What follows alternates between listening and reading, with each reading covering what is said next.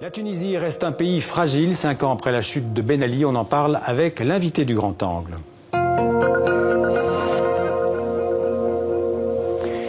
Cet invité, c'est Riyad Sidaoui qui est avec nous au duplex de Genève. Bonsoir. Bonsoir. Alors vous êtes le directeur du CARAPS, c'est le Centre arabe de recherche et d'analyse politique et sociale. Vous êtes journaliste, écrivain, politologue. Vous êtes né en Tunisie, vous vivez en Suisse donc, et vous avez aujourd'hui la double nationalité. Alors Riyad Sidaoui, d'abord la Tunisie aura bientôt un nouveau gouvernement dirigé par un homme de 40 ans, Youssef Chahed. C'est une bonne nouvelle pour la Tunisie ? C'est une bonne nouvelle dans la mesure que c'est un jeune, parce que la révolution tunisienne est une révolution des jeunes, et puis guidée que ce que nous appelons les deux cheikhs, ça veut dire les deux vieux, Bajik Sebsi qui a presque 90 ans, et Ranouchi aussi qui a dépassé largement, voilà qui est le président, Ranouchi l'islamiste qui a dépassé 70 ans, sont les deux cheikhs de la Tunisie. Donc cette jeunesse qui a fait une révolution, qui a déclenché une révolution, cette classe moyenne et classe défavorisée se trouve très très loin. Aujourd'hui, quand on voit un chef de gouvernement jeune, c'est une bonne nouvelle. D'ailleurs, ce que j'ai lu dans la presse tunisienne, qu'on va voir à la fois beaucoup de jeunes et beaucoup de femmes dans le gouvernement tunisien, ce qui est rassurant sur ce plan. Alors, il sera jeune, certes, mais est-ce que ce sera vraiment le nouvel homme fort du pays ou simplement le Premier ministre en titre ? Bon, il faut savoir ce qui s'est passé en Tunisie. Pour le bilan de M. Sid, on a eu un excellent succès sécuritaire depuis le début de l'année 2016. Ça veut dire depuis 2016, on n'a pas eu des attentats spectaculaires. Ramadan est passé bien sans attentats terroristes. Et surtout, la saison touristique déroule jusqu'à maintenant en excellente position. Ça veut dire qu'on n'a eu aucun problème. Mais sur le plan économique, avouons-le, c'est catastrophique. Le dinar tunisien a beaucoup perdu de sa valeur. Les investissements, ça ne fonctionne pas. Le phosphate ne s'exporte pas. Les touristes occidentaux aussi, malheureusement, j'étais en Tunisie à Sousse, j'ai vu des touristes russes, algériens, mais pas trop de nos amis français, allemands, anglais. Donc, ouais. Riyad Sidaoui, vous avez évoqué Bajik Sebsi, qui est le président en titre. Il a 89 ans, vous l'avez dit. Donc, le système politique tunisien, c'est un système avec un double exécutif, un président et un premier ministre. Il y a aussi l'Assemblée parlementaire qui a beaucoup de pouvoir. Est-ce qu'on peut dire qu'aujourd'hui, ce système politique tunisien est bloqué ? Oui, c'est très complexe le système parce que c'est un système parlementaire. En principe, c'est le gouvernement qui forme les gouvernements. Et le Parlement tunisien, on n'a pas un parti majoritaire, on n'a pas un parti politique qui a gagné et qui pourrait tout seul, comme Erdogan ou autres en Turquie, former son propre gouvernement. Donc on doit passer par des coalitions et là les coalitions sont contradictoires. Vous savez, les deux qui dirigent l'ancienne coalition et peut-être aussi l'actuelle, Nida Tounes, le libéral-démocrate, et Ennahda, les islamistes, ils étaient les ennemis d'hier. Ils ont mobilisé leur base électorale l'un contre l'autre en 2014. Et finalement, aujourd'hui, ils sont des alliés. Même la base électorale de Nida ou des islamistes d'Ennahda est choquée jusqu'à maintenant, ne comprend pas pourquoi. Ils me disent carrément, nos voix ont été trahies. Comment il y a eu cette campagne entre ces deux ennemis, comment d'un coup ils deviennent des amis, même des alliés. La Tunisie a été dans un clivage. Si je finis cette idée, la Tunisie a vécu un clivage assez fort entre ce que nous appelons islamistes et laïcs. Aujourd'hui, je pense qu'elle est en train de revenir à un clivage normal comme l'Europe ici, ça veut dire entre droite et gauche. En même temps, quand on voit ça de l'extérieur, on a l'impression que depuis plusieurs années, la politique en Tunisie se résume à des guerres de pouvoir entre clans, des guerres à géométrie variable. Est-ce que c'est ça aujourd'hui la politique tunisienne ? Malheureusement, relativement oui. Il y a les hommes d'affaires qui jouent un grand rôle dans tous les partis politiques, excepté les partis de gauche, notamment le Front populaire. Ils ont un rôle à jouer. Et surtout, comme je vous ai dit, finalement, on a fait la révolution. Pourquoi ? Personnellement, dans mes livres ou mes participations dans les médias tunisiens, j'ai demandé la démocratie sociale pour la Tunisie et non la démocratie néolibérale à l'américaine. Parce qu'en Tunisie, on n'a pas l'État-providence. Ça veut dire les problèmes socio-économiques vont persister. Les zones de l'intérieur vont continuer à se révolter, vont poser toujours la question, et alors pourquoi on a fait une révolution? On a levé comme slogan travail, liberté, dignité nationale. C'est vrai, il y a la démocratie aujourd'hui en Tunisie, la liberté d'expression, mais on est dans un système néolibéral à l'américaine et pas par exemple à la française ou à la suisse ou à l'européenne. Ça veut dire qu'il n'y a pas d'État-providence, il n'y a aucun contrat social entre les citoyens et l'État, il n'y a que le contrat politique. Ça veut dire je participe aux élections et puis au revoir et merci. Merci. Riyad Sidaoui, est-ce que les Tunisiens ont encore confiance aujourd'hui dans leur classe politique? Franchement, pas trop. Franchement, je suis sincère, pas trop. Ils cherchent des nouveaux leaders, des nouveaux chefs. Les chefs de la révolution tunisienne, c'était des inconnus, même des jeunes inconnus. Ils sont écartés par le pouvoir de l'argent, le pouvoir du capitaux tunisien qui tire les ficelles aujourd'hui. Donc, je vois mal de parler d'optimisme vis-à-vis, en tout cas, des deux grands partis politiques, les deux partis de droite, le parti libéral-démocrate Nida Tounes et les partis islamistes Al-Nahda, qui sont en train de partager le gâteau. Les jeunes Tunisiens aujourd'hui disent ces professionnels de politique sont en train de partager le gâteau du pouvoir et nous ont même mobilisés. Nous étions même dans un conflit total affreux en 2014, islamistes contre laïcs, et aujourd'hui ils règnent ensemble afin de partager ce gâteau du pouvoir. D'ailleurs, oui, dites-moi. Oui. Avant de parler des islamistes, d'abord, quels sont pour vous les plus grands défis auxquels le nouveau gouvernement tunisien va être confronté? C'est la question de l'économie, c'est le chômage, c'est la lutte contre le terrorisme. Quels sont les défis principaux?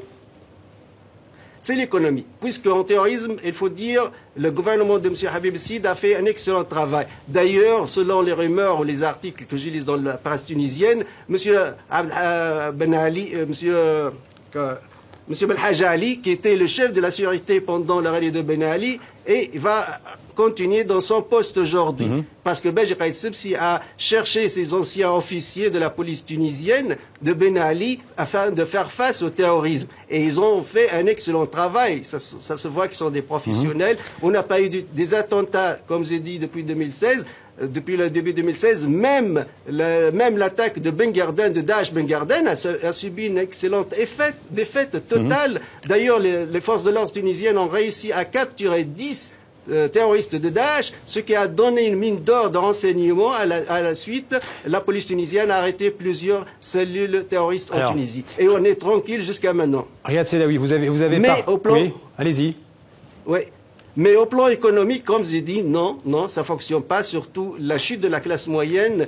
Pendant Ben Ali, il y a eu une croissance économique entre 6 et 7%. Aujourd'hui, on parle d'1%. La chute de la valeur des dinars tunisiennes, donc tout ce qui est importé de l'étranger, ça devient double et triple. Oui, la population tunisienne souffre, surtout la classe moyenne tunisienne, parce que la révolution tunisienne, c'était la révolution de la classe moyenne et la classe défavorisée. Aujourd'hui, au plan économique, ces deux forces sociales ne gagnent rien du tout. Au contraire, ils disent qu'on a beaucoup perdu. Vous avez évoqué vous-même le parti Ennahda de Rached Ghannouchi. Alors c'est un parti qui est aujourd'hui le plus important parti de l'Assemblée parlementaire en Tunisie, avec 69 députés. La question de l'islam en politique, depuis le congrès du mois de mai, le parti Ennahda a dit officiellement, Rached Ghannouchi a dit que son parti sortait de l'islam politique. Est-ce que vous lui faites confiance ?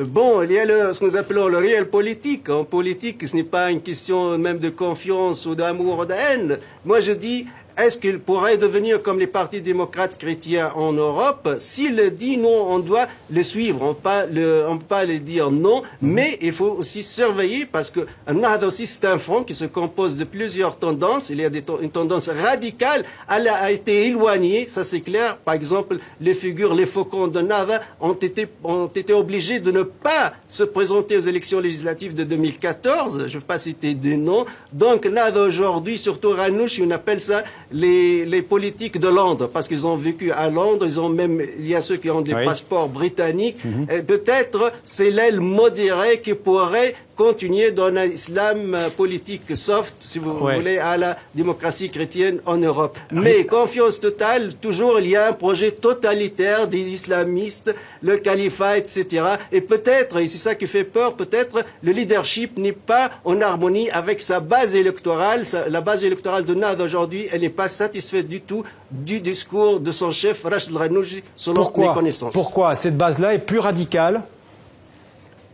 Cette base radicale, d'abord, elle a été mobilisée contre Nida Tounes en 2014 et d'un coup, elle se trouve en coalition avec Nida Tounes. Et de l'autre côté aussi, elle a des valeurs. Elle pense que le clan de Londres a vécu une belle vie à Londres, loin. Elle a vécu des horreurs sous Ben Ali et aujourd'hui, elle veut épouser l'ancien régime. Donc, elle refuse. Elle veut rester radicale comme avant. Ça veut dire un peu de vengeance contre l'ancien régime. Or, ce qui se passe, c'est le Ranouch, si vous voulez, le clan modéré a épousé l'ancien régime, surtout au plan des hommes d'affaires.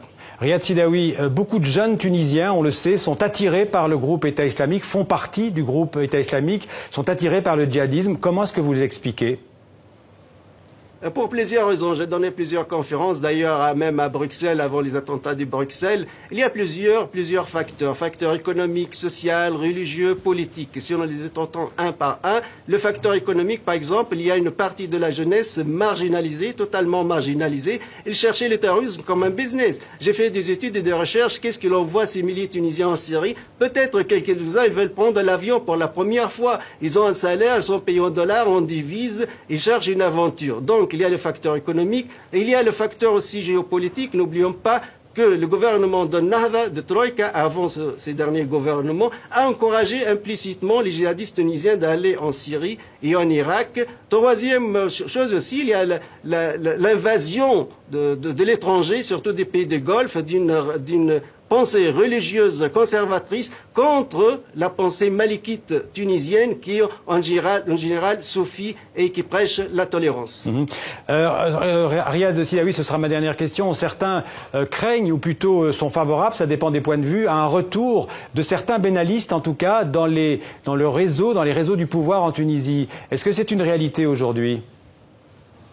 Oui, de toute façon, je pense que le régime n'est pas tombé de Ben Ali, parce qu'il y a l'État tunisien. En sciences politiques, on fait la différence entre gouvernement, régime et l'État. L'État tunisien est resté jusqu'à nos jours. Le régime aussi, il est toujours républicain. Donc le clan de Ben Ali qui a été éjecté, le clan de Ben Ali, sa famille, etc.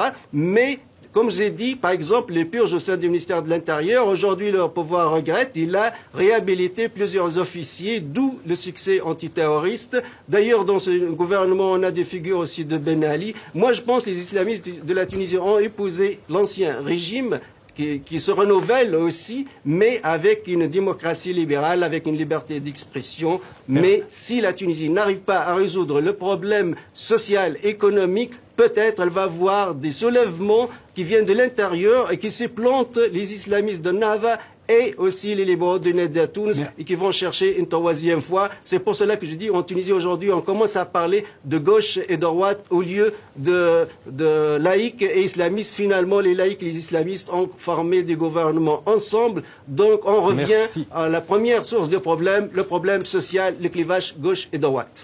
On vous a bien compris. Merci Riyad Sidaoui, donc en direct, en duplex de Genève. Merci d'avoir expliqué ce qui s'était passé, en fait, ce bilan de 5 ans et demi après la chute de Ben Ali en Tunisie. Merci beaucoup.